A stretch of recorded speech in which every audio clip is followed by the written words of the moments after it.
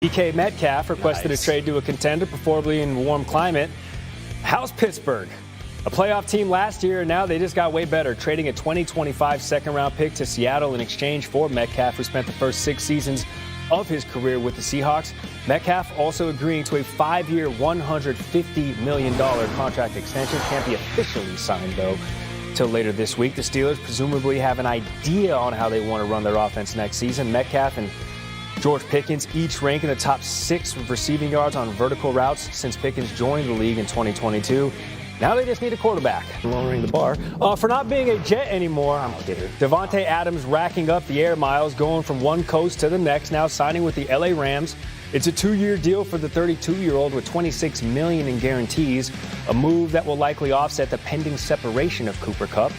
Adams finished last season with over 1,000 yards and 8 touchdowns between both the Raiders and the Jets. It turns out money does make everything better, including playing for the Browns. Myles Garrett has demanded a trade to get away from Cleveland, but now he has a 4-year contract extension to stay in the land and make him the highest paid non-quarterback in NFL history. ESPN's Adam Schefter reporting the deal averages $40 million a year and includes $123.5 million in guaranteed money and a no-trade clause. Buffalo Bills, plural, a lot of them, and many going to Josh Allen. The MVP in Buffalo agreeing on a record-setting 6-year contract extension worth $330 million, which includes $250 million guaranteed. It is the most guaranteed money in league history, surpassing Deshaun Watson in Cleveland. Allen's current deal ran through 2028. This new one will keep him in Buffalo through 2030. And is age 34. Career buzzer beater there for Kawhi Leonard. NFL now, DK Metcalf reportedly told the Seahawks he wanted to be traded to a contender and a warm weather team, so Seattle sent him to Pittsburgh. But ESPN's Adam Schefter reporting a new $30 million a year contract should help ease that transition. Steelers sending a second-round pick to Seattle and a 5-year, $150 million contract to Metcalf.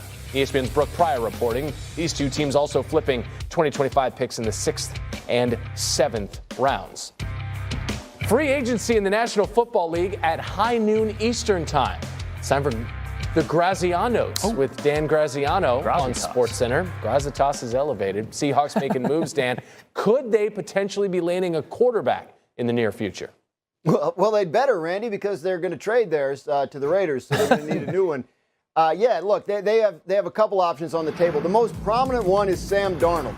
When the news of the Geno Smith trade broke Friday night, the hours that followed indicated that Sam Darnold was probably going to be the guy in Seattle. Now, nothing obviously can be done until noon Eastern today, but most people that I talked to over the weekend felt like Darnold was the most likely guy to end up in Seattle and that would be the spot where he ultimately went. They have checked in on some other guys, and if it didn't work out with Darnold, Aaron Rodgers is a guy that Seattle would have at least some interest in speaking to.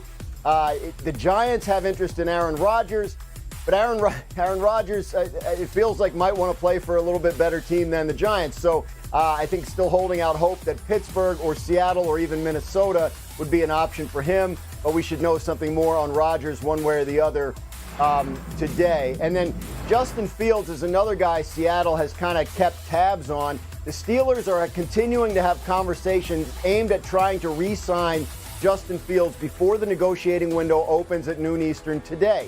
But they also believe he could get interest elsewhere. The Jets have been kind of looming as a possible destination for him. And so the Steelers are still thinking about, do we talk to Aaron Rodgers? Do we talk to Russell Wilson just to keep their bases covered? But it sounds like their preference is to bring back Fields. They just don't know for sure if they're going to be able to do that. A fun note on Justin Fields, the only quarterback in NFL history to average more rush yards per game than Fields is Lamar Jackson. That's a rarefied air. Dan Graziano, thank you, sir. NFL, we basically have a wedding for the New York Giants. Something old, something new, something borrowed, something blue. Now, the some things old are Russell Wilson and Aaron Rodgers, headed potentially to new teams. The borrowed would be the fact that they'd be short-term fixes to a quarterback situation for which team? Big Blue. That's the Blue. ESPN's Jordan Ronan reporting. It appears likely the Giants end up with Rodgers or Wilson as their free agent quarterback signing. Adam Schefter saying this morning the Steelers are expected to talk to Rodgers as well. We're keeping the love theme going with our guy, Dan Dreamboat. Orlovsky.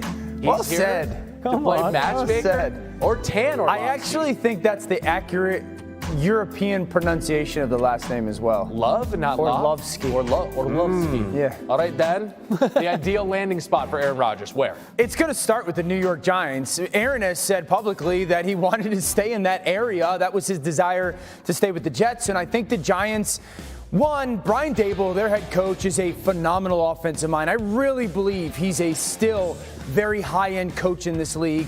Two, Malik Neighbors. They know that they have a proven young superstar at the wide receiver position. Rodgers is that guy that probably can play well more often than not. He's not going to be the week in, week out consistent player that he has been over the course of his Hall of Fame career. And the reality for the Giants is this. Brian Daboll and Joe Schoen, their head coach and GM, they need to win by November, or we know how that league goes when it comes to job security. Yeah. I do think the Steelers are in play, but the Giants make the most sense. Okay, what about Sam Darnold as you continue to play matchmaker here? Well, ever since the DK trade, DK Metcalf going to the Steelers, if I were Sam Darnold, I would want to entertain Steelers as number one. Because if the Steelers are going to keep George Pickens, you're talking about an offense now for a quarterback that is going to have DK Metcalf and George Pickens. Sam Darnold last year was absolutely sensational for the Vikings, in part because he had all those incredible weapons to throw the ball to, tight ends, wide receivers, and a play caller that was fantastic in Kevin O'Connell. He would have a relatively similar set in Pittsburgh if they keep George Pickens. So I think it starts with the Steelers, but obviously then transitions to the Seattle Seahawks because of the Geno Smith trade and the offense. Clint Kubiak, who's the Seahawks coordinator, runs a very similar system to the one Kevin O'Connell does in Minnesota. It's also a natural transition to Justin Fields, right? If we're talking about the Steelers, so the pairing for Fields is where? I would go to the Jets or then Seattle if Sam Darnold doesn't go there. If I was Justin Fields, I'm not running back to the Steelers. I played good football for you, winning football for you, and you put me on the bench, and the Jets need a starting quarterback. I would think the Jets early on. All right, 4-2 these Steelers. We're talking about winning football. That's a winning record in anybody's book. Speed dating is over with Dan Orlovsky as we hit the music for Tan Dan. Oh, why the light? Here on SportsCenter with more NFL roster news that came through Sunday. The Rams announcing that they are signing Davante Adams to a 2-year free agent deal. The Jets released Adams on March 4th as they were set to face a $38 million cap hit with Adams still on the roster. Instead, the 6-time Pro Bowler now goes to a Rams team who needs to fill the void by the expected departure of Cooper Kupp. And Adams has been a red zone magnet his entire career, still one of the top threats in the league. 40 red zone touchdowns over the last 5 seasons, that leads the league, and 6 of his 8 touchdowns last season came in the red zone.